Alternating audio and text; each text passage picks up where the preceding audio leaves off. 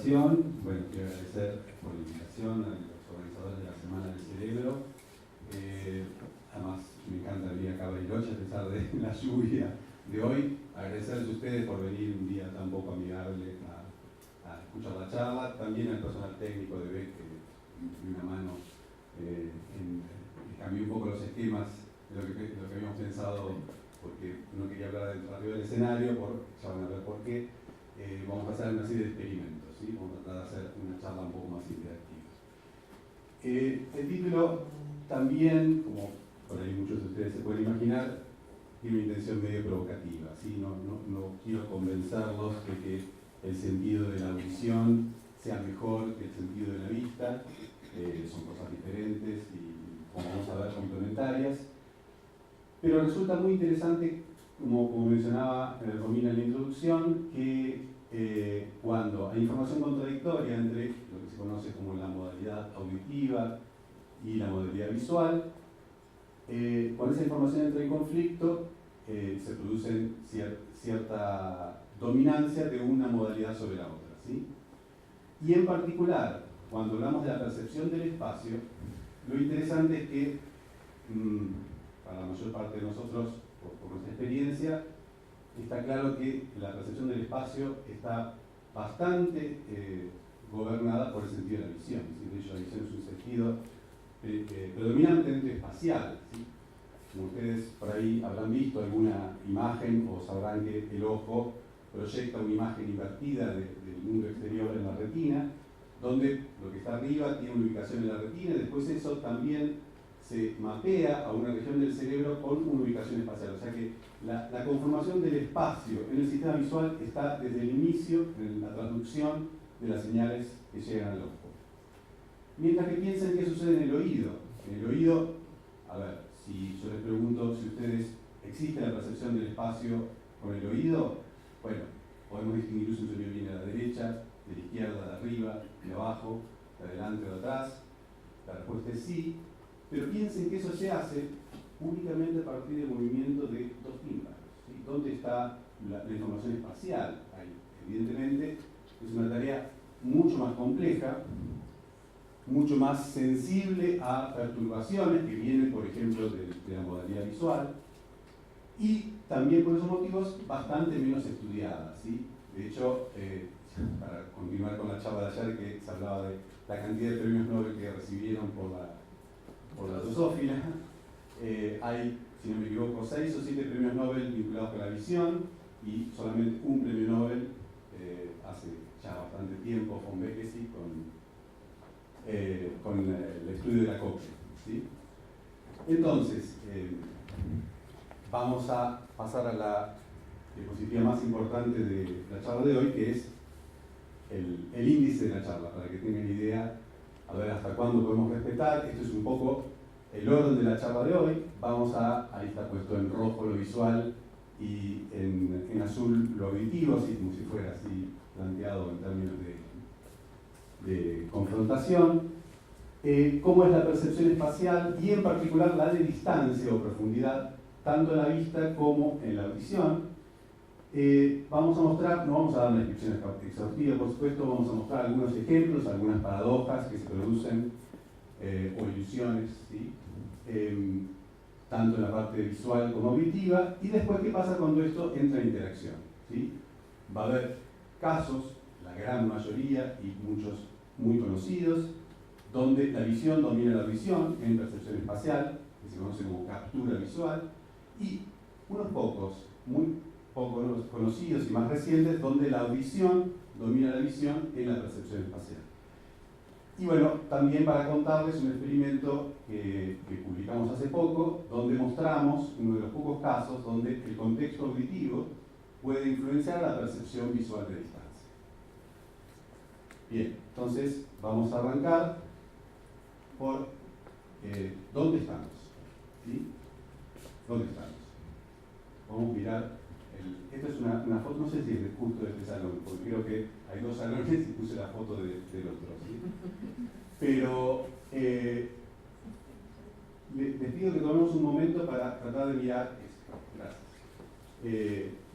Traten de mirar el entorno donde estamos Y ahora la pregunta es, ¿qué dimensiones les parece a ustedes? Si alguien lo sabe del staff, por favor no responda. Yo no lo sé.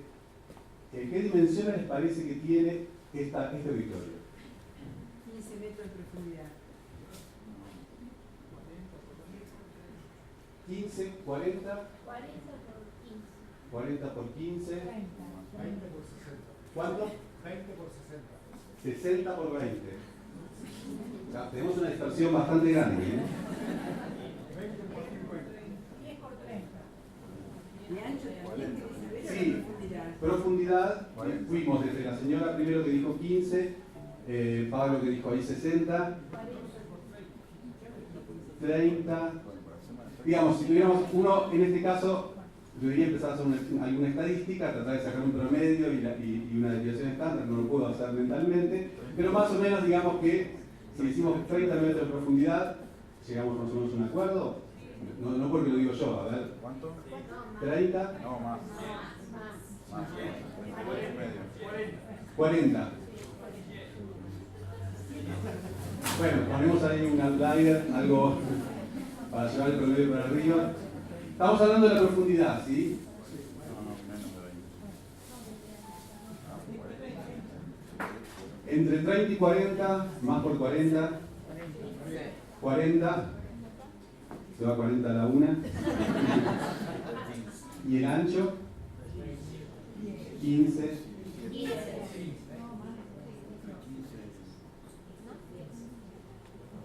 Bien, estamos en 15, entre 15 y 10. No, 15 y 10. 40 por 15. Bueno, bastante bien. Yo no sé, a ver, ¿alguien tiene la medida exacta? Más o menos sí lo sé. ¿Sí? Sí, de línea de edificación a línea de edificación, que son las dos calles, hay 48 por 15. Perfecto. Bueno. Muy bien. Fue un trabajo colectivo, ahí personas que estimaron más. Bien, no hablamos de la altura, ¿sí? Pero bueno, no es algo que vayamos a ver ahora. Igual, la pregunta acá sería, bueno, ¿en qué se basaron para dar su respuesta? En lo visual, sí, ciertamente. Pero a ver, bueno, obviamente dieron vuelta a su cabeza, estimaron la distancia a la pared, comparación con ambientes conocidos, Con una cuadra. con una cuadra, perfecto. Donde uno vive. Exacto, exacto, basado en la experiencia. ¿Sí? Eso es lo primero. Si tomamos una gran cantidad de sujetos, digamos, para tener diferentes experiencias, lo que hicimos acá recién, normalmente uno hace un promedio, digamos. ¿Sí? Pasa como esto, donde hay una estimación de la distancia que en general es bastante acertada.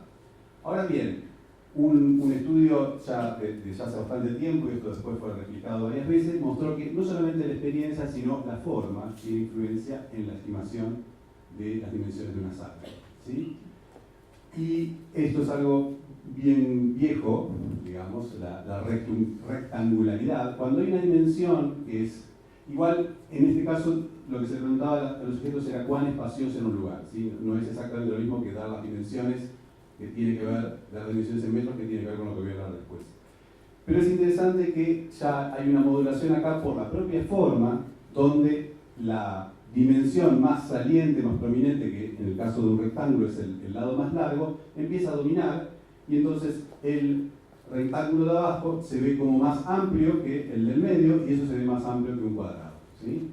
Algo que, bueno, ya Piaget había estudiado en la elongación. ¿Sí? Si vemos dos latas que tienen el mismo volumen, la que es más alta nos parece que tiene más. ¿Sí? Algo también muy experto en el marketing. Bien, pero vamos a, digamos, estudiar, además no hablé de altura, y estudiar la percepción del espacio, de las dimensiones de una sala en tres dimensiones es muy complicado, entonces lo que hacemos los físicos es reducirlo a una dimensión. ¿Sí?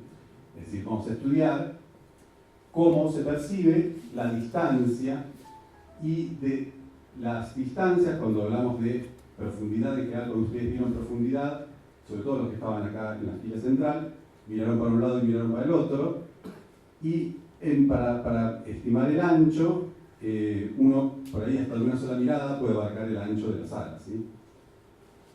Lo primero se conoce como distancia egocéntrica, porque yo estoy en un punto y tengo que estimar a qué distancia de mí está un objeto. En otro caso es exocéntrica, porque yo tengo que decir la distancia que hay entre dos puntos, por ejemplo, lo cual tiene muchísima precisión, porque ahí hay una correspondencia entre la distancia y el ángulo y lo que eso se proyecta en mi retina. Entonces, en el caso de la percepción exocéntrica, estimar una distancia, por ejemplo, uno está cortando una hoja de papel y quiere saber si es la mitad o el doble. Bueno, en eso somos bastante precisos. Pero en la percepción de la distancia egocéntrica, es decir, si yo pongo un objeto a una distancia y luego quiero llevarlo al doble y al doble y al doble, aparece una distorsión compresiva. ¿Qué significa esto? Fue un experimento ya hace mucho tiempo. Puse el dibujo original porque me pareció muy naif y muy simpático, de Gilinski, donde en una sala oscuras el sujeto le iba diciendo a un asistente del experimentador que fuera poniendo objetos luminosos ubicados equispaciados, siempre a la misma distancia, no importa en metros acá. Y lo que se observaba era que estas distancias se iban estirando, ¿sí? Como está puesto ahí. Lo que aparece como a igual profundidad, a igual distancia, en realidad está cada vez más espaciado. ¿Se entiende? Bien, esto significa que si yo tengo que elongar cada vez más lo que está lejos, significa que yo lo estoy percibiendo, lo que está lejos, como si no estuviese tan lejos. Por eso se dice que la percepción visual de distancia egocéntrica es compresiva. Aquellas cosas que están lejos, tendemos a subestimar su distancia. Es decir, nos parece que no están tan lejos como realmente están. Mientras que en lo que es el espacio peripersonal, lo que está cerca de nosotros, tendemos a sobreestimar la distancia de los objetos próximos. Es decir, aquellas cosas que están cerca nos parecen que no están tan encima nuestro como realmente están. De una forma también muy interesante, el cruce de eso, o sea, de dónde qué es cerca y qué es lejos, está establecido básicamente en la distancia a la cual podemos alcanzar, ¿sí? El espacio peripersonal. No voy a poner muchos gráficos para interpretar, pero este que está a la derecha es importante porque es lo que se conoce como una curva psicométrica de distancia. En el eje horizontal está la distancia real al objeto, ¿sí? En este caso puede ser un objeto en la oscuridad, luminoso en la oscuridad, y en el eje vertical la distancia percibida, es decir, la distancia que reporta, o un promedio de distancia que reportan varios sujetos experimentales. Si el acuerdo fuese perfecto, o sea, si la percepción fuese un mapa de la realidad, habría una línea diagonal a 45 grados. ¿Está claro? Y lo que se observa para el caso de, como el experimento de Gilinski, es la compresión. A lo que está a 2 metros o 2 metros y medio se percibe a 3 metros, y a lo que está a 5 metros se percibe a 4 metros y medio. Ahora bien, este experimento se hacía sin ninguna otra clave visual, es decir, objetos luminosos a cierta distancia en un ambiente oscuro con luz muy atenuada. Ahora, cuando yo prendo la luz y doy un montón de claves visuales, esa compresión desaparece. ¿Sí? Para dar un ejemplo, yo estoy en una sala con columnas, bueno, resulta más fácil percibir la distancia, o acá con sillas, pues simplemente cuento la cantidad de sillas y desaparece ese sesgo. Sin embargo, ese sesgo está cuando yo no tengo otras claves, otros indicios. Bien, voy a mencionar, no de una manera exhaustiva, o sea, en realidad los dos que están puestos en rojo son los que nos interesan, qué claves, es decir, qué indicios utilizamos para percibir la distancia egocéntrica. Uno, muy evidente, es el tamaño, ¿sí? Las cosas se van alejando, cuando se van alejando se van haciendo cada vez más chiquitas, ¿sí? Uno se da cuenta desde que es pequeño. Acá, por ejemplo, el caso de las bolas de pool.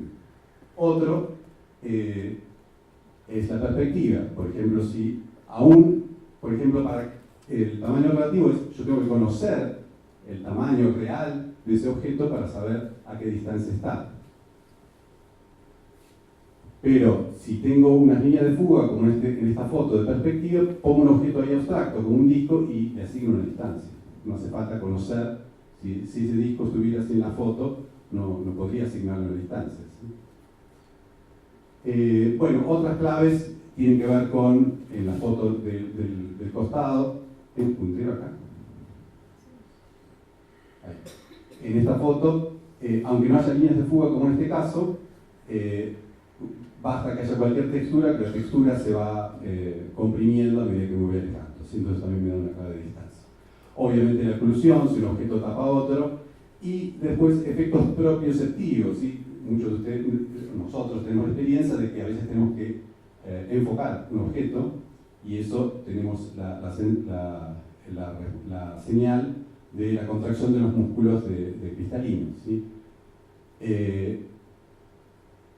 Todos estos efectos funcionan con un solo ojo, son efectos monoculares.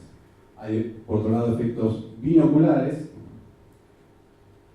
el cual el más conocido es el que se explota en el cine 3D, que es que vemos una imagen con un ojo y vemos otra diferente con el otro, ¿sí? Y después la convergencia, que es lo que hace que nos pongamos viscos si algo se pone muy cerca, ¿sí? Bien, vamos al primero, tamaño y distancia. Bueno, este es un youtuber, Kevin Perry, que hace este juego que es interesante porque tiene que ver con lo que se conoce como la invariancia de la relación entre tamaño y distancia. Hay una mínima edición de video, acá no es que no haya ningún truco, pero básicamente lo que tiene en la mano son dos esferas de diferente tamaño. Una pequeña que tiene en la mano de adelante y otra grande en la mano de atrás. El truco está en que cuando él las oculta una con la otra, tienen diferente tamaño y están a diferente distancia, pero ambas proyectan sobre nuestra retina el mismo ángulo, o sea, el mismo tamaño relativo. Algo más conocido es si nosotros tenemos un objeto con un determinado tamaño conocido a una distancia, si ese mismo tamaño lo colocamos a diferentes distancias sobre línea de fuga, obviamente lo que vemos es cambio en el tamaño. ¿Sí? Vemos un gigante o un enano. ¿Qué es lo que está pasando acá? Lo que odio de los GIFs esto es que uno se queda mirando, pero vamos a hacer otro experimento para que no esté hablando todo el tiempo. Tengo las dos manos ocupadas, pero es muy fácil de escribir. Es voluntario, no hace falta que todos lo hagan. Y por ahí muchos lo conocen. Estiren las dos manos, ¿sí? Hacia adelante, las dos manos así, en esta posición, o sea, mirándolas de frente, y luego una de las manos la llevan a la mitad de distancia. Con esa mano, y cerrando un ojo, miden con el pulgar y el índice cuál es el tamaño con el cual están viendo su mano izquierda, en este caso, ¿sí? Yo no puedo tener la mano estirada, pero se entiende, ¿sí? Eso. Y ahora, sin modificar los dedos, estiren los dedos hasta ponerlo al lado de la mano que tienen estirada. ¿Sí? Ese es el tamaño, y uno se ríe porque en realidad está viendo la mano así chiquita, ¿sí? Cuando uno estira. La gracia es que uno tiene tan incorporado esto, que existe una relación de invariancia entre el tamaño y la distancia, que no es consciente, ¿sí? O sea, la diferencia entre el tamaño de una persona cuando está cerca y cuando está lejos puede ser enorme. Sin embargo, uno tiende a pensar que el tamaño real es invariante, ¿sí?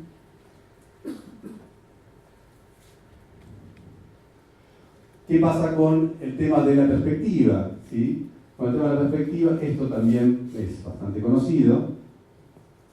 No sé si alguien vio uno en verdad, yo no, pero hay varios videos, que se conocen como el cuarto de Ames o de Ames. ¿Y qué es lo que está pasando acá? Obviamente acá no hay ningún truco, o sea, no hay ningún efecto de edición. Esto es lo que uno vería, es un cuarto que uno mira por un agujerito, y esto es lo que uno vería si mira por ese agujerito, ¿sí? Parece un cuarto rectangular, pero no lo es. Si uno no mira por ese agujerito y pone la cámara en otro lugar, se da cuenta que es un cuarto con una forma muy extraña. Acá se ve desde arriba, pero esa forma extraña cuando es vista desde un punto particular, por eso uno solo se puede asomar por un lugar para ver ese cuarto, proyecta sobre la retina una imagen idéntica a la de un cubo o la de un cuarto rectangular. Basado en la experiencia de cada uno, uno va a asumir, por ejemplo, que estos dos rincones están a la misma distancia, cuando no lo están. Una persona que está apoyada contra esta pared, el tamaño aparente es este. Entonces uno ve un enano que se transforma en un gigante. ¿Sí? ¿Se entiende? Bien. A ver, ¿cuál es la idea de mostrarles estos dos ejemplos?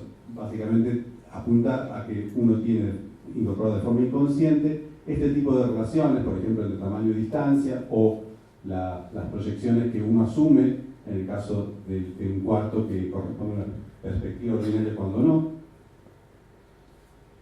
Y esto condiciona la percepción de distancia. ¿Sí? Voy a terminar esta parte de visión con el ejemplo quizás más clásico y menos conocido, ¿sí? y más malentendido por ahí por muchos, que es el efecto de la luna llena. ¿Sí? Todos sabemos que la luna se ve más grande cuando sale por el horizonte, ¿no? Y quizás algunos, yo también lo he escuchado, recibimos la explicación de que es por la refracción de la atmósfera. ¿Sí? No. Si lo miden, tiene el mismo tamaño cuando sale el horizonte que cuando está justo arriba de sus cabezas. ¿Sí? Parece difícil de creer, pero es así.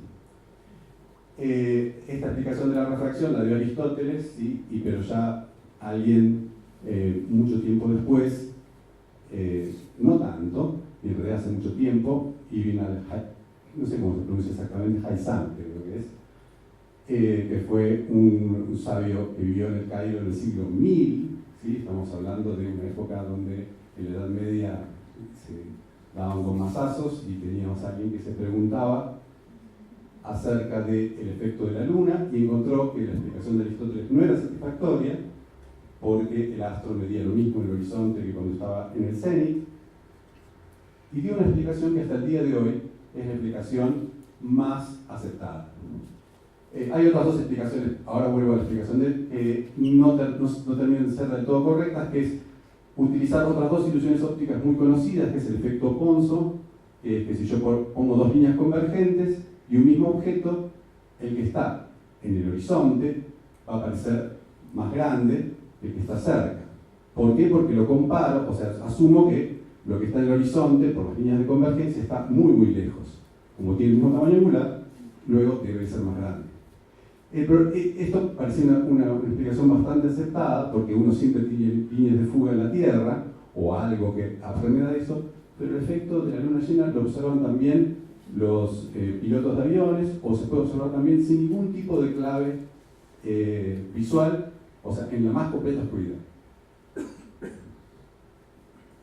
Lo mismo pasa para el efecto de Ebbinghaus, un mismo disco rodeado por objetos grandes o por objetos más pequeños, el de la derecha tiende a parecer más grande. ¿Sí? De vuelta, esto no es una explicación satisfactoria porque el efecto de la luna llena funciona también sin ningún tipo de objeto alrededor. O sea que aparentemente, y una cosa muy interesante, si ustedes miran cabeza abajo a través de las piernas, el efecto desaparece. ¿Sí? También hay algunas personas que lo vincularon con la propiocepción, pero evidentemente sí tiene que ver con algo que está en el horizonte comparado con algo que está arriba. La explicación que dio Al-Haytham fue que en realidad la bóveda celeste no se percibe como una semiesfera. ¿Sí? Piensen, agarran una pelota partida por la mitad, piensen que eso es lo que nos rodea cuando estamos mirando el cielo. Que no parece muy real, ¿no? Que la observación de él fue que en realidad, me faltaría acá una imagen de nubes alejándose hacia el horizonte, pero cuando el cielo se va acercando al horizonte parece más bien plano, ¿sí? No parece una esfera que terminara en un ángulo recto, ¿sí? Entonces él planteó que la forma de la bóveda celeste era más bien como una esfera achatada, y que lo que estaba en el cenit en realidad parecía más cerca que lo que estaba en el horizonte. Entonces, si tiene el mismo tamaño angular y está lejos, entonces debe ser más grande. ¿Sí? Si yo tengo algo que es lejos y sé que está muy lejos y lo veo de ese tamaño, entonces, por la relación entre el tamaño y la distancia, debería ser más grande. ¿Sí? Bien. Hay una pequeña vuelta con esto, una pequeña dificultad, que es que las personas que reportan que ven la luna más grande, que obviamente que casi todos, no me acuerdo exactamente, pero más del 90% percibe el efecto de la luna llena, menos de la mitad reporta que la luna esté más lejos, y que la gente dice que es más grande y además está más cerca, lo cual contradice la idea esta de que la vemos más grande porque está más cerca. Una hipótesis de vuelta. Es quizás la ilusión óptica más vieja conocida y no hay una explicación conclusiva para este efecto. Una posible explicación es que hay dos mecanismos que se utilizan para, y no uno, para evaluar el tamaño y la distancia. Una es una vía que tiene que ver más con qué es lo que estamos viendo, y otra que evalúa dónde está lo que estamos viendo. Entonces la explicación sería: hay una vía inconsciente que me dice que la luna está lejos y que es más grande. Y después, por otro camino, yo sé que la luna tiene el tamaño, que no puede cambiar el tamaño, entonces como está más grande, debería estar más cerca. Sé que suena medio contradictorio, pero si piensan que son dos razonamientos que no se tocan, ¿sí? es una explicación propuesta. Bien. Vamos a pasar a la percepción espacial, la percepción del espacio con la visión. Acá yo tenía unos sonidos, me van a matar si me corro del foco, pero voy a tener que usar el mouse.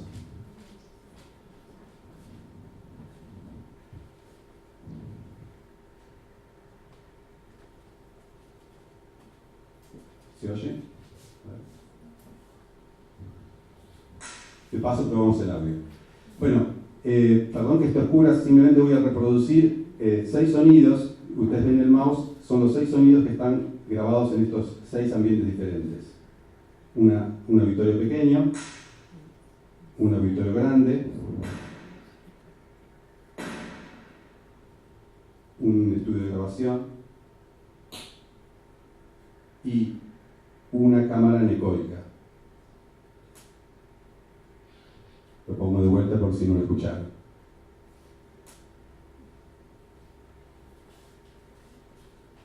Con esos 4 alcanza, ¿sí? Los otros 2 son casos un poco más extremos. ¿Qué es lo que sucede ahí? Cuando volvamos a la pregunta de qué dimensiones tiene esta sala. Imaginemos que estamos a oscuras, pero podríamos haber hecho, ¿sí? Y eso nos hubiese dado una impresión espacial del lugar, sin necesidad de estar tomando medidas. Por supuesto, no íbamos a poder decir tiene 60 por 15 por 4 o 5, ¿sí? Pero cuando uno hace este experimento y a partir de esas que se llaman respuestas impulso, respuestas impulsivas, hace escuchar a personas en diferentes ambientes, la estimación del volumen, del tamaño de las salas, o le muestra diferentes fotos, la correspondencia es muy buena. Es decir, a partir de escuchar diferentes ambientes se puede hacer una correspondencia entre las dimensiones de la sala y lo que escuchamos, ¿sí? Esto del impulso que ustedes escucharon es la versión simplificada de lo que podría sonar un instrumento sonando en ese lugar, o la voz, o la propia voz humana, ¿sí? Es decir, es una, digamos, ¿qué diferencia hay con lo que hicimos al principio de estimar las distancias? Es que es bastante más automática, ¿sí? Entramos caminando a un lugar, escuchamos cómo es el lugar y enseguida tenemos una percepción espacial de cómo es ese ambiente. mucho más, de una forma mucho más inconsciente de que tengamos que evaluar distancias, dimensiones, ¿sí? ¿Se entiende la idea? Bien. Una de las cosas que les quiero mostrar es cómo esta información auditiva puede influir a la percepción visual, ¿sí? Pero antes vamos a mencionar también cuáles son las claves de percepción de distancia que usa el oído. Una primera, bastante evidente también, es la intensidad. Los sonidos que están más cerca nuestros suenan más intensos, más fuertes, que los sonidos que están lejos.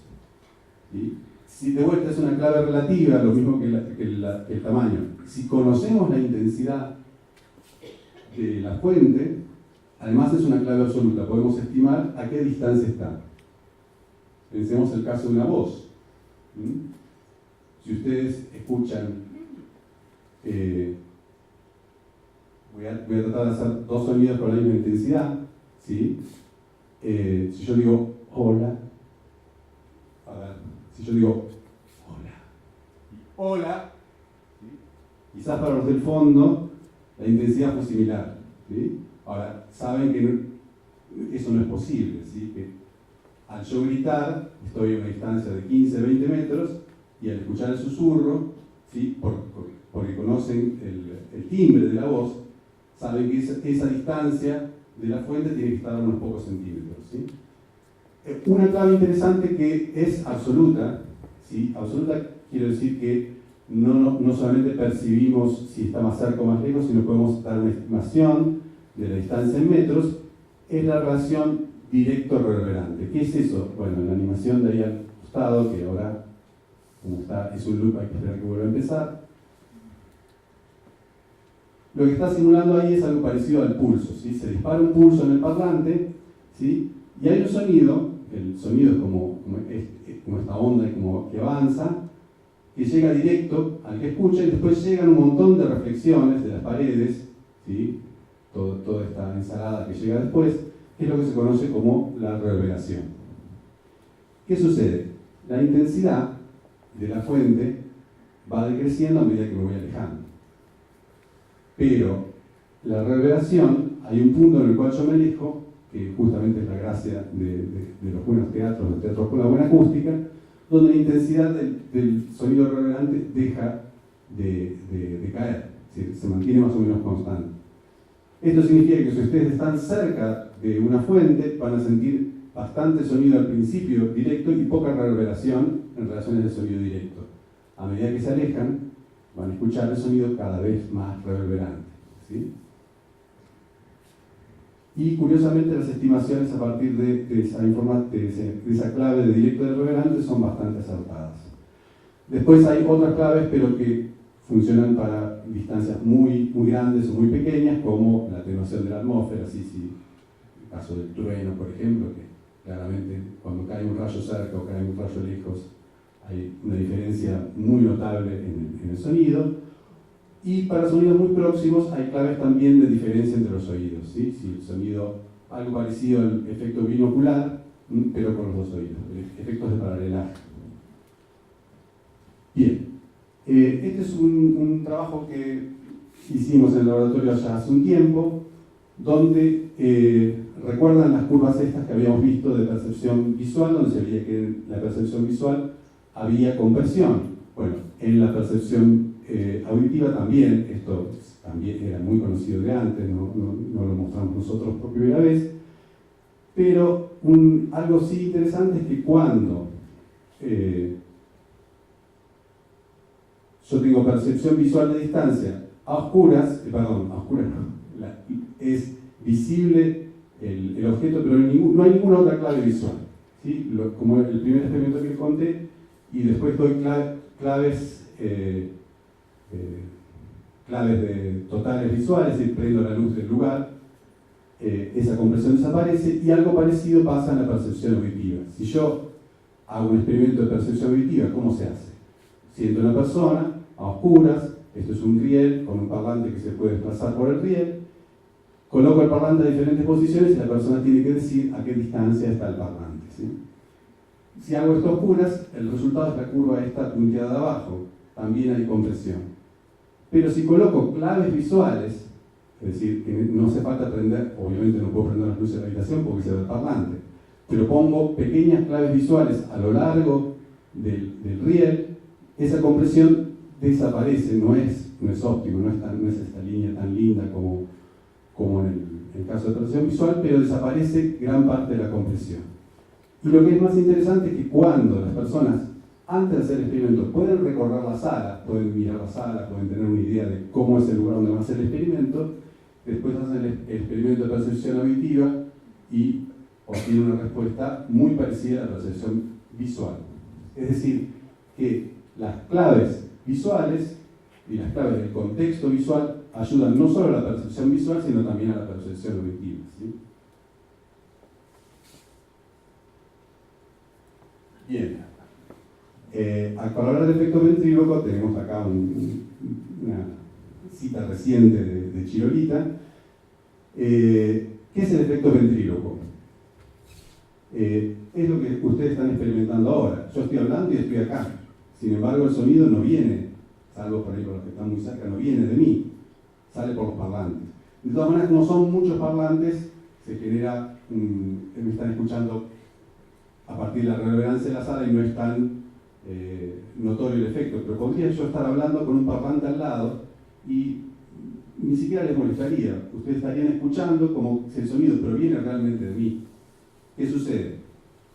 Si hay una fuente sonora, pero luego hay un estímulo visual coherente con la fuente sonora, tiene que ser coherente con la fuente sonora, se dice que la fuente sonora es capturada por el estímulo visual. Es decir, nos parece, por eso la idea del ventríloco, nos parece que son los labios del muñeco que se mueve los que emiten la voz y no la del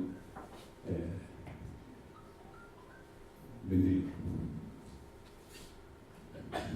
Este efecto ha sido muy estudiado, particular, por ejemplo, esta cuestión de la coherencia, cuál es la distancia máxima que puede haber entre el estímulo sonoro y el visual. Y es un claro ejemplo y de hecho cuando se hacía este tipo de experimentos se asumía que la visión, el sentido de la visión domina sobre el oído en la percepción espacial, por lo menos en la percepción angular. En la percepción de distancia se reportó algo parecido, que se conoce como efecto de proximidad de imagen, que en una hilera de parlantes, ¿sí?, independientemente de qué parlante salga el sonido, están alineados de tal manera que la persona veía solo el primer parlante. La persona reporta que lo escucha del primer parlante, porque es el que ve, ¿sí? Si en ese parlante, además, simultáneamente con la reproducción del sonido se prende una luz, aunque no salga el sonido de ese parlante, también gran parte de las veces se reporta que el sonido proviene de la fuente que tiene un estímulo visual saliente, que nos llama la atención.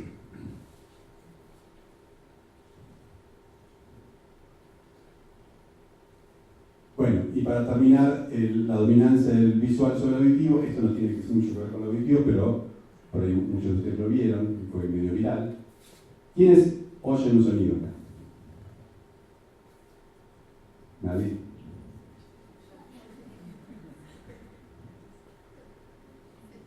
Si no es un sonido, al menos un trepidar, algo les produce, ¿sí? Es como un sonido tan grave que no lo podemos escuchar, ¿sí? Bueno, es un ejemplo de sinestesia, no es exactamente lo que me estaba refiriendo, pero lo puse ahí porque es otro ejemplo de dominancia visual. Vamos al contraataque del sistema auditivo, ¿sí? Bueno, este efecto sí tiene, acá vamos a hacer un pequeño experimento. Este experimento en realidad es para, cuando se ven esa crucecita, es porque uno tiene que fijar la atención en esa cruz y no mirar a los cuadrados, y se hace una cierta distancia de la pantalla, o sea que en realidad aquellos que estén cerca de alguna de las pantallas del costado, estaría bueno que miren las pantallas del costado y fijen su mirada en la cruz. Los que están acá cerca en las filas centrales, en las filas del frente, pueden mirar esta cruz, y los que están en el fondo o contra la derecha pueden incluso mirar lejos de la pantalla, porque si no, esto es algo que funciona mejor con visión periférica. Entonces ahora lo que va a aparecer es un flash, en realidad más que un flash va a aparecer un disco o dos discos en alguna parte del campo visual. La idea es que digan si es uno o dos. ¿Uno?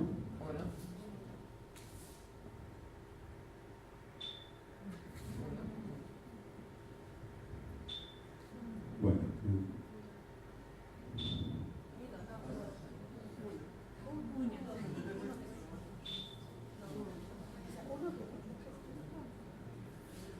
Uno o dos.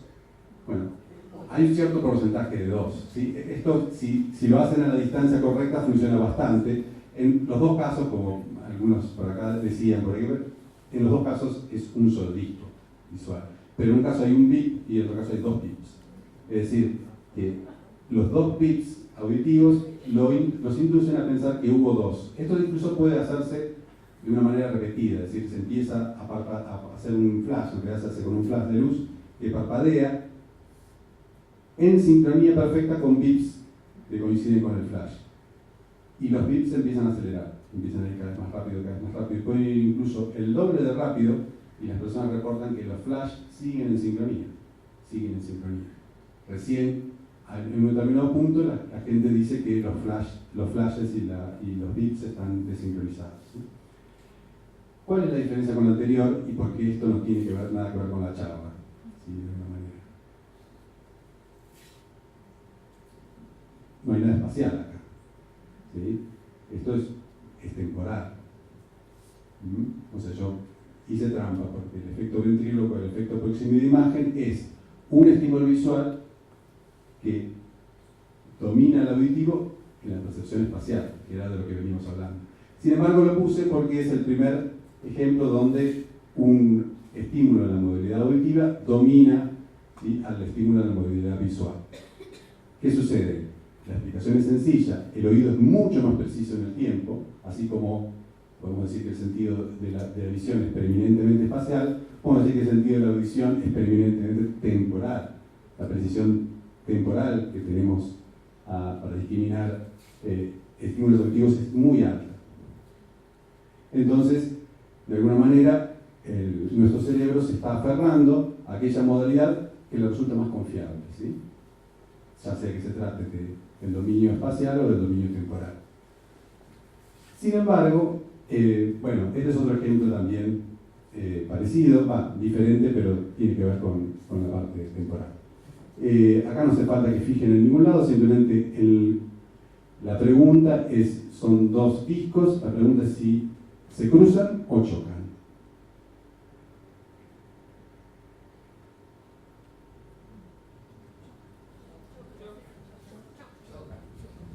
Pero no están dando.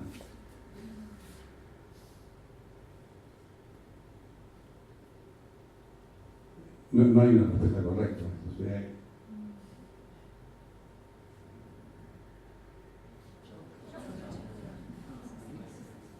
traten de ver que se cruzan.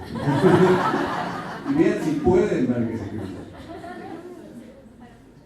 Una vez más.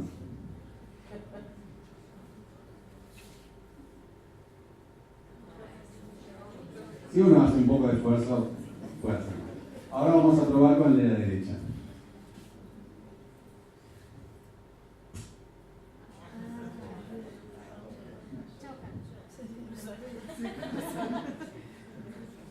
Ahí sí tenía que decir que choque. A ver, la diferencia es que con el PAF, ¿sí? Estamos mucho más inducidos a pensar que se trata de una colisión y no de un cruce, ¿sí? En el primer caso no es que tenían que decir que se cruza, hay una ambigüedad, obviamente, ocupa la misma posición y luego es el PAF. Las dos respuestas son posibles. Ahora, en el caso de la derecha, tenemos una tendencia muy fuerte a pensar que son dos bolitas que están chocando, ¿sí? Bien, pero no todo es en el dominio del tiempo. Mismos investigadores que habían trabajado con el tema del efecto ventríloco mostraron que si el estímulo visual está bien definido, ellos proyectaban sobre una pantalla una luz un disco de luz con un cierto ancho, y un parlante que estaba atrás de la pantalla, que a veces coincidía con el estímulo visual y otras veces no. Entonces, primero lo presentaban los dos en el centro y los sujetos decían que el sonido venía del centro, y luego desplazaban uno para cada lado y los sujetos reportaban que el sonido, efecto ventrílocuo, lo esperable, venía del lugar donde estaba la luz, ¿sí? Eran flashes de luz en sincronía con el sonido que salía por el parlante. Ahora, lo que se les ocurrió hacer a Lais y Burr fue, en lugar de presentar una mancha de luz bien definida, la fueron agrandando y haciendo cada vez más indefinida. Y lo que resulta interesante es que si el estímulo visual es borroso, el sonido captura a la imagen. Es decir, las personas tenían más tendencia a decir que el sonido venía de donde estaba el parlante, ¿sí? Es decir, que el estímulo visual no interfería con la percepción auditiva.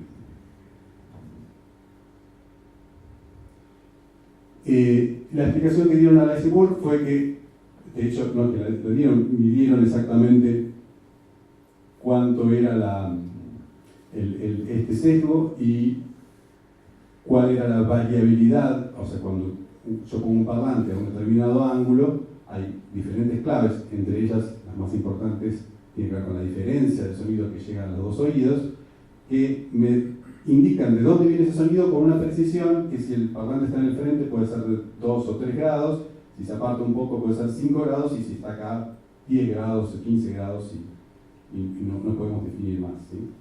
Eso es lo que se conoce como la variabilidad en la respuesta, la variabilidad en la percepción de ese estímulo. Lo que plantearon ellos es que cuando yo tengo un estímulo multimodal que proviene de dos modalidades, lo que hace nuestro cerebro es hacer un promedio, pero pesando a cada estímulo por la inversa de su variabilidad. ¿Qué quiere decir? Aquellos menos variables les da mucho más peso, mucho más importancia, y aquellos más variables, como el caso del sonido en circunstancias ordinarias como el efecto ventrílocuo, o al estímulo visual, el caso que está difuminado, les da menos peso en el promedio que hace fijar. ¿Sí? Esto es lo que se conoce como el efecto ventrílocuo inverso, y por lo menos que nosotros sepamos, es el único ejemplo donde hay una captura auditiva en percepción espacial. Bien. Entonces, ahora sí, para ir cerrando, les voy a contar un trabajo que hicimos el último año. Esta es una foto del grupo de investigación. O sea, hasta ahora vengo hablando yo, pero en realidad gran parte de todo el mérito es en particular de las dos personas que están acá, Ramiro Vergara y Pablo Echemendi. Es una foto un poco vieja, ¿sí? Tengo que actualizarla. Pero lo que se ve ahí atrás tiene que ver con otra de las líneas de investigación del laboratorio, que es metamateriales acústicos, se llama cristal sónico. Bueno, y estos son los otros integrantes del laboratorio. Esteban Calcaño, que ahora está dirigiendo el proyecto de investigación, es Ezequiel Abregu. Ramiro Vergara es biólogo, es la persona que está a cargo del proyecto que tiene que ver con percepción de distancia. Y la idea que tuvo Ramiro fue la de estudiar si el contexto auditivo dado por la reverberancia, por la reverberación, es decir, eso que escuchamos en las diferentes salas, puede influenciar la percepción visual de distancia. Recuerden, a ver, voy a ir un par de diapositivas atrás, que necesitábamos tener un contexto visual, necesitábamos tener una sala iluminada para poder tener una precisión en la percepción de distancia visual. Ahora, ¿qué sucede si ese contexto no lo damos mediante una sala iluminada, es decir, mediante claves visuales, sino mediante claves auditivas? Entonces, en el experimento había dos salas, ¿sí? Además, tuvimos la suerte de que en este lugar, el Laboratorio de Acústica y Luminotecnia, Nila Becchiati y Federico Iazzi fueron los dos otros autores del trabajo, tienen dos salas, una sala reverberante y una sala anecoica. ¿Qué es la sala anecoica? Eso me olvidé de comentar cuando pasé el estímulo. ¿Se acuerdan cuando pasé los clics? Había uno que se escuchaba como un clic, parecía un clic electrónico de un parlante. Es una sala que tiene, vamos a mostrar la imagen, es esto de acá. Es una sala que tiene absorbente en las paredes, en el techo y en el piso, incluso uno tiene que caminar por una rejilla, que absorben todo el sonido, ¿sí? Entonces no hay reflexiones. Si uno tira un clic por un parlante, escucha solo ese clic. Es una experiencia muy loca estar ahí adentro, sobre todo bastante tiempo, porque uno escucha su voz y parece que falta algo, ¿sí? Enfrente de esa sala hay una sala, casualmente o no, de dimensiones similares o prácticamente idénticas, que es una sala reverberante. Es una sala cuyas paredes están revestidas de un material muy reflectante, ¿sí? Una resina que refleja muy bien el sonido. Y uno ahí adentro palmea una vez y el sonido queda sonando 5 o 6 segundos antes de extinguirse.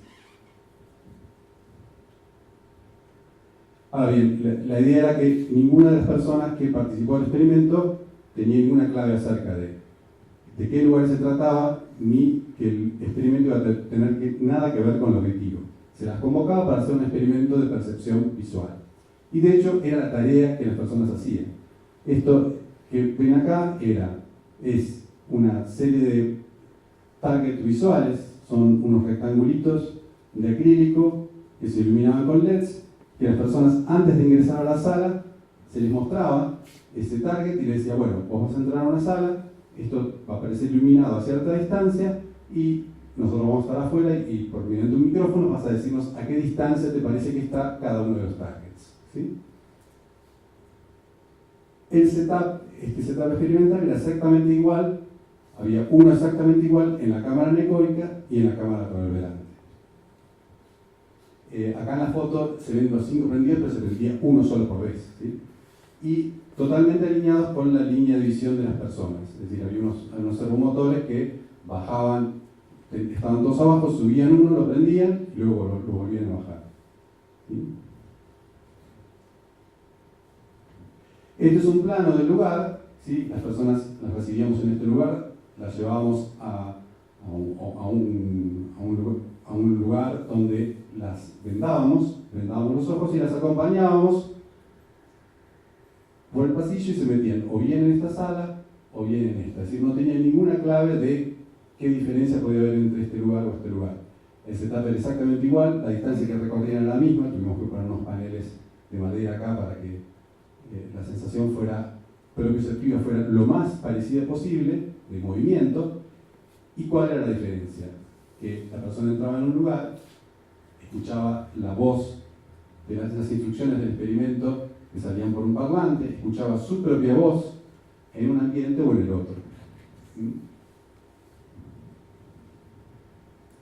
Y los resultados mostraron, son las curvas, las mismas curvas que veníamos viendo antes, las curvas de percepción de distancia en la cámara anecoica y en la cámara reverberante. No es una diferencia, no diga wow, pero es una diferencia significativa y es este tipo de cosas que uno busca cuando hace experimentos psicofísicos, ¿sí? ¿Qué sucede? Sistemáticamente, todos los sujetos que hicieron el experimento en la cámara reverberante percibieron para todas las distancias los targets visuales más alejados que aquellos que hicieron en la cámara anecoica. Y cuando posteriormente se les preguntó cuál era el volumen de la sala, o que dieran las dimensiones, en realidad que dieran dimensiones como hicimos nosotros, largo, ancho y alto, de los dos espacios, aquellos que estuvieron en la cámara reverberante reportaron que la cámara reverberante era mayor. Ambas tenían aproximadamente 5 por 5 por 5, ¿sí? La cámara anecoica no es un cubo, ¿sí? Tiene las paredes inclinadas a propósito, pero el volumen es muy similar. ¿Qué indica esto?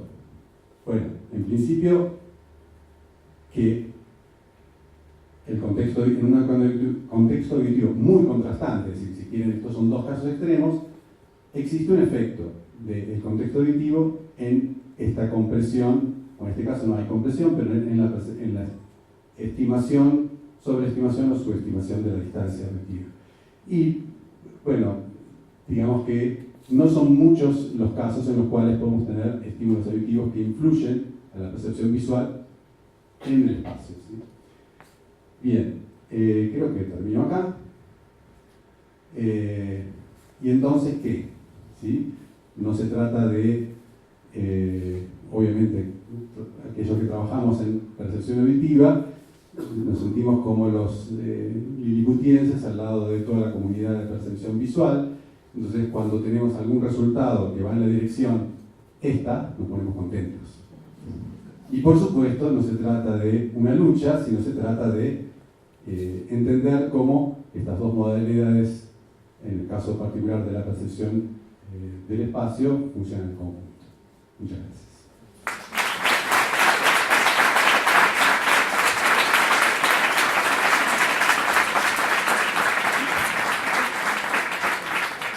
Bueno, muchas gracias. Excelente la charla. Ahora abriremos un espacio para preguntas.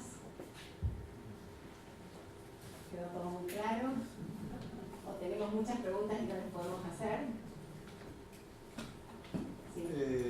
Pregunto, el tipo auditivo digamos, al mismo decibel, ¿no? De ganancia. El tipo auditivo que vos recibas, pero con diferentes frecuencias, es decir, suponete una música clásica, voy a hacer una comparación, que el estudio que hicimos con una música de rock metal, algo bien agresivo, al mismo nivel de volumen, ¿no? Es decir, comparándolo con lo visual, nosotros hemos visto que afecta al mismo nivel de volumen, afecta a lo visual y a la concentración. Es decir, ¿tiene algo que ver? ¿Cómo lo ves a eso? Bueno, son dos cosas diferentes. Que afecta a la concentración o que tengamos una respuesta emocional. Afecta a la concentración visual. Ok. En este caso, a lo que me refería en la percepción visual es no en una cuestión donde interviniese la atención. De hecho, estos experimentos se presentan los estímulos una y otra vez. Y no, en el caso del experimento de control final, no hay un estímulo auditivo. Simplemente la diferencia está en el ambiente. Como había un parlante. Sí, el parlante es cuando la persona ingresa, se le dan las instrucciones a través de ese parlante, ¿sí? No hay un estímulo auditivo, ¿sí? No hay un estímulo auditivo. Ahí si no tenemos en un caso de interferencia sería otra cosa, ¿sí? Acá es el contexto auditivo, no es un estímulo auditivo simultáneo con el estímulo visual. Sí, acá. Hola. Estuvo buena la charla, muy buena. Te quería hacer una consulta. Vos generalmente estás comparando, digamos, efectos perceptuales de visión y de audición, pero en ningún caso se habló de interpretación, que quizás puede ser una etapa distinta, en el siguiente sentido. O sea, por ejemplo, en este caso, uno está comparando distancias de estímulos visuales en distintos contextos auditivos y uno puede medir esta diferencia. Sin embargo, si lo que uno tiene que hacer es una estimación, digamos, decir básicamente a qué distancia está viendo las cosas, uno no está midiendo directamente la percepción, sino, digamos, una interpretación, un cálculo que uno está haciendo de alguna manera de esa percepción. Distinto sería, por ejemplo, si uno tuviera una forma, no sé, de permitirle representar gráficamente, por ejemplo, ese estímulo y ver si efectivamente está percibiendo lo distinto o solamente lo está interpretando distinto. ¿Crees que hay algún experimento para hacer una distinción entre esos efectos? Sí, bueno, muchas gracias por la pregunta. Es, como bien vos decís, una cuestión fundamental. ¿Cómo accedo a la percepción? Es decir, esto tiene que ver con cómo es la forma de respuesta de los sujetos que participan en el experimento. Hay varias, ¿sí? De alguna manera no hay forma que yo pueda ver la estimación de distancia, digamos. Nadie sabe bien todavía dónde está localizada. Sí qué rutas que utilizan, lo que comenté antes de la vía ventral y dorsal, sí qué partes de la corteza se utilizan para procesar la información espacial, pero no un lugar donde yo pueda ir a ver esa estimación. Sí hay diferentes métodos de hacer esto. Uno, el que conté yo, es el reporte verbal, es decir, que la persona diga una distancia, puede ser una escala en metros o puede ser una escala como esto, a veces se ha usado escalas sin necesidad de utilizar metros.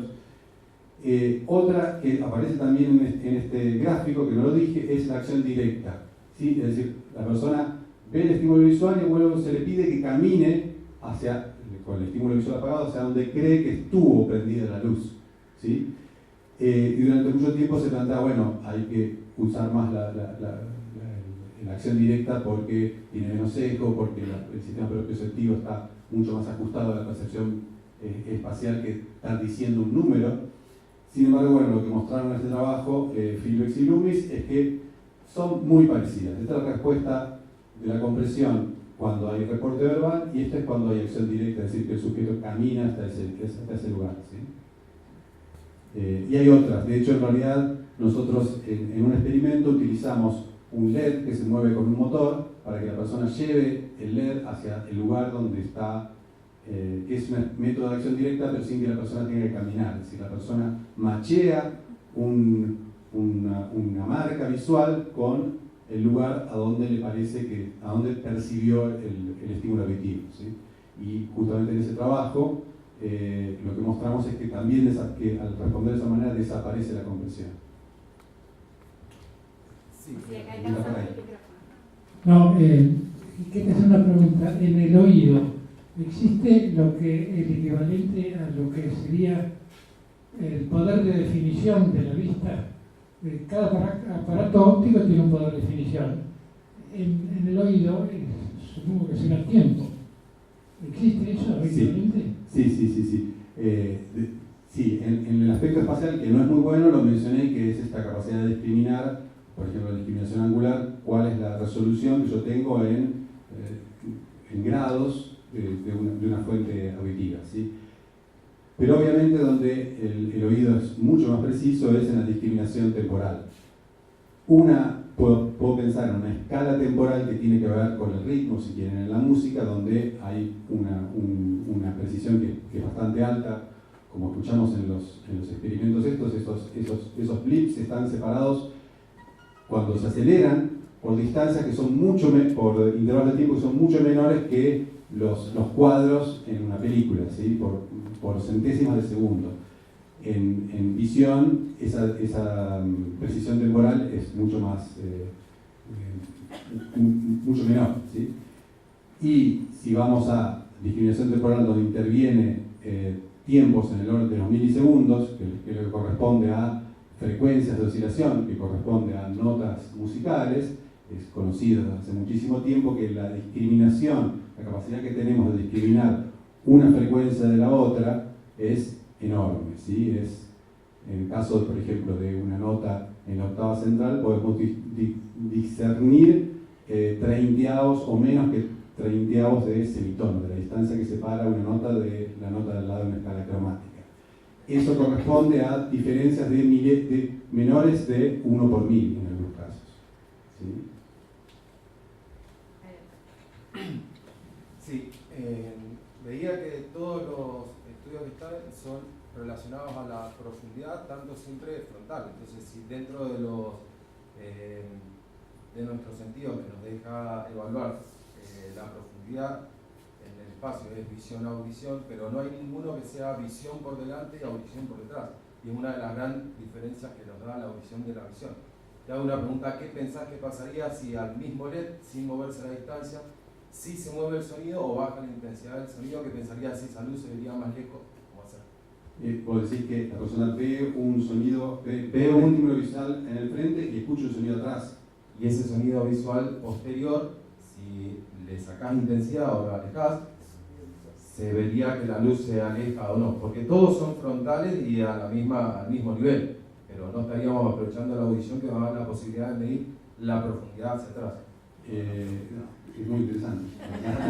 Bueno, hay una cuestión también interesante, es que nosotros también trabajamos en entornos virtuales y uno de los grandes problemas cuando uno puede grabar un sonido poniendo micrófonos adentro del canal auditivo de una persona o de un maniquí, y luego al escuchar esos auriculares la sensación de audición espacial es muy impresionante, salvo que cuesta mucho poner los sonidos en el frente, ¿sí? Uno necesita poner un estímulo visual en el frente y enseguida uno escucha que el sonido está en el frente. Y es muy fácil ponerlos atrás, o sea, con ese método de grabación yo puedo poner un sonido atrás de mi nuca, ir alejándolo y tener mucha precisión en la discriminación, ya sea en un entorno real o en un entorno virtual. En ese caso estaría bueno para probar qué pasa con estímulos alejados. Lo que no sé cómo puede afectar la coherencia de que yo veo un estímulo delante y lo escucho atrás, pero es interesante. Sí, sí, una pregunta en relación a las dos pelotitas que se cruzaban o que se chocaban. Ahí cuando hacíamos un efecto de sonido, la veíamos que chocaban y si no, que se cruzaban. Por lo menos así me pareció a mí, no sé si en general es así. Ahí qué efecto está haciendo el sonido, ¿por qué es que por qué hay esa diferencia? Porque después tengo otra pregunta en relación a eso. Bueno, te respondo rapidito esa. Tiene que ver con lo que mostré también del efecto ventríloco inverso. Ahí hay un caso donde el estímulo visual es ambiguo. Por el momento que se cruzan, cualquiera de las dos soluciones es posible. De hecho, en el primer estímulo donde no hay sonido, podría ser que se cruzan o podría ser que colisionen. Hay una ambigüedad. La visión me está dando una información que es ambigua. Sin embargo, cuando yo pongo el PAF, no hay ambigüedad, porque el sonido me está indicando que hubo una colisión. Entonces, confiamos en aquella modalidad que nos resulta menos variable o más confiable, ¿sí? Claro, porque el PAF nos indica choque. No es por la velocidad en que se reciben los dos estímulos. No, en este caso no, porque no es tan rápido, digamos. Claro, gracias. A mí me interesaría saber cuánto de entrenable es el oído o el sentido del oído con respecto a que la impresión que tengo es que la visión es más fácil como estímulo, más fácil de procesar, y entonces el oído queda relegado. Entonces una persona con dificultades visuales puede entrenar su oído, ¿en qué nivel? Sí, bueno. Sí. A ver, la señora me pregunta si cuán entrenable es la capacidad, supongo que porque estamos hablando de la percepción visual, en la visión. Reemplazando. Bueno, y yo no lo mencioné, pero hay cosas fascinantes para ver si sería tarea para otra charla, que es el tema de los no videntes. Nosotros no trabajamos con no videntes, pero hay gente que se entrena, ¿sí? que es no vidente y puede distinguir no solamente ese escalón, sino cuando hay una silla o cuando hay un desnivel en el terreno de unos pocos centímetros, emitiendo un sonido, ¿sí? O con un emisor de sonido y escuchando los rebotes, es posible determinar distancias con una precisión asombrosa, ¿sí? ¿Cuán entrenable es eso para alguien que no es ciego de nacimiento? Bueno, eso es algo que se está estudiando, ¿sí? Se puede entrenar hasta un cierto punto, ¿sí?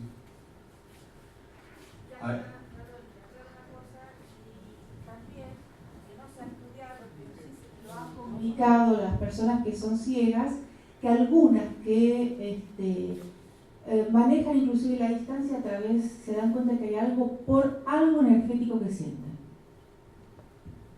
Bueno, y ya escapa mi conocimiento. Con respecto al tema de percibir superficies cercanas, una cosa que se pueden probar si están en un lugar muy ruidoso es acerquen un oído a la pared y van a ver que la pared se escucha, van a escuchar a la pared. Es impresionante que uno sigue usando ver para verificar, ¿sí? Yo te quería hacer un comentario. Si uno estudia los neurotransmisores en un ciego de nacimiento o un ciego de adulto, funciona el cerebro de distinta manera. y es capaz de uno captarlo con el PET, es capaz de captarlo de otra manera. Digamos que no es que se sustituyen, sino que el cerebro del niño que nunca vio o que nunca oyó funciona de una manera y se estimula de una manera diferente al que es ciego en segunda instancia, como una maculopatía, una cosa por el estilo. Es decir, que los neurotransmisores funcionan absolutamente distintos. Sí, también hay resultados de imágenes donde la utilización de la corteza occipital en braille o en incluso tareas de codificación espacial que tiene en el caso de los ciegos de nacimiento tiene una utilización casi análoga a nuestra visión, ¿sí? Claro, pero uno ahora con el PET lo puede ver perfectamente, ¿no? Bueno, podemos hacer una última pregunta y ya estamos cerrando la charla de hoy. Bueno, ya ¿Vas a proponer otro experimento? Hacemos negocios. más o menos, pero la verdad que tenía muchas ganas de escucharte. Y yo también soy de los que les gusta pensar que a veces el sonido puede dominar a la vista sin tener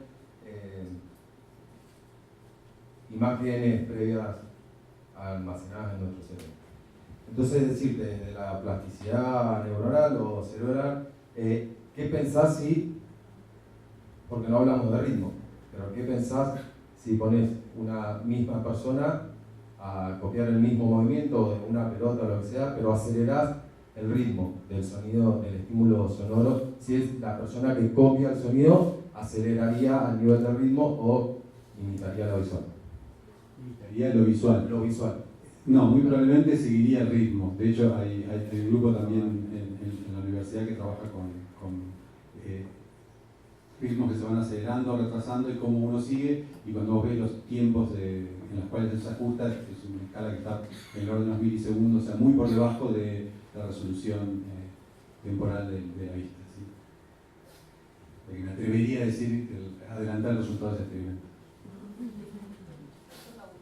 Bueno, la última breve y Sí, cerramos con cortito. Que hablas en un momento de discernir distintas frecuencias y que hay una capacidad bastante alta de resolución en ese caso. ¿Sabes más o menos si hay un componente genético importante? O sea, me refiero si en cuanto a los músicos, por ejemplo, si es una capacidad plenamente adquirida con la práctica o si hay un componente genético que prevalezca o que puedas decir que existe, digamos. No te sabría decir. Lo que sí te puedo decir es que una cosa es cosas como el oído absoluto, por ejemplo, muy diferente a la capacidad de discriminar el oído relativo o la capacidad de discriminar frecuencias muy próximas. Incluso personas que no tienen entrenamiento musical pueden tener una discriminación muy, muy aguda, ¿sí? De hecho, yo tengo este experimento hace años, a veces en clase o con voluntarios, y el entrenamiento se puede hacer durante el experimento. Es decir, hay toda una etapa de entrenamiento que luego las personas llegan a este rango que yo había dicho de un 30avo de semitono o menos con un poco de entrenamiento. ¿Sí? Bueno, agradecemos al doctor Eguía que nos fuerte aplauso.